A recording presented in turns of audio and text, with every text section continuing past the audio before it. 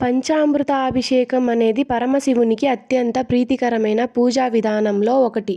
పాలు, పెరుగు, నెయ్యి, తేనె, చక్కెర అనే 5 అమృతాలతో శివలింగానికి అభిషేకం చేయడాన్ని పంచామృతాభిషేకం అంటారు. పంచామృతాల ప్రాముఖ్యత. పాలు పవిత్రత, శాంతి, ఆరోగ్యానికి ప్రతీక. పెరుగు సంతోషం, సంపద, కుటుంబ శ్రేయస్సును ప్రసాదిస్తుంది. నెయ్యి జ్ఞానం, ఆధ్యాత్మిక వికాసాన్ని సూచిస్తుంది. తేనె మధురమైన జీవితం, మంచి సంబంధాలను కలిగిస్తుంది. చక్కెర ఆనందం, శుభ ఫలితాలను సంకేతం. పంచామృత అభిషేకం వల్ల కలిగే ఫలితాలు: శివుని అనుగ్రహం లభిస్తుంది. పాపాలు తొలగి మనశ్శాంతి కలుగుతుంది. కుటుంబంలో సుఖశాంతులు పెరుగుతాయి. ఆరోగ్యం, ఐశ్వర్యం, విజయాలు సిద్ధిస్తాయి. భక్తికి, ఆధ్యాత్మిక చైతన్యానికి మార్గం ఏర్పడుతుంది. ఓం నమః శివాయ మంత్రాన్ని జపిస్తూ భక్తి శ్రద్ధలతో పంచామృతాభిషేకం చేస్తే పరమశివుని కృప సులభంగా లభిస్తుందని పురాణాలు చెబుతున్నాయి. పంచామృతాలతో అభిషేకం చేయడం వల్ల కలిగే ప్రయోజనాలు: పాలతో అభిషేకం చేయడం వల్ల మనసుకు ప్రశాంతత, పవిత్రత కలుగుతుందని నమ్మకం.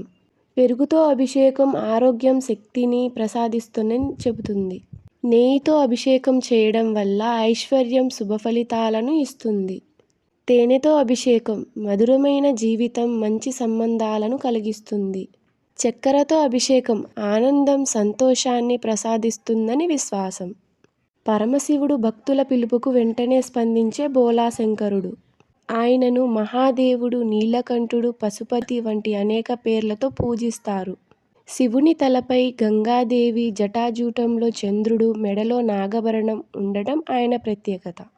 పంచామృతాభిషేకం సమయంలో ఓం నమః శివాయ మంత్రాన్ని జపించడం చాలా శుభప్రదంగా భావిస్తారు. పంచామృత అభిషేకం చేసేటప్పుడు రుద్రమంత్రాన్ని కూడా చదవవచ్చు.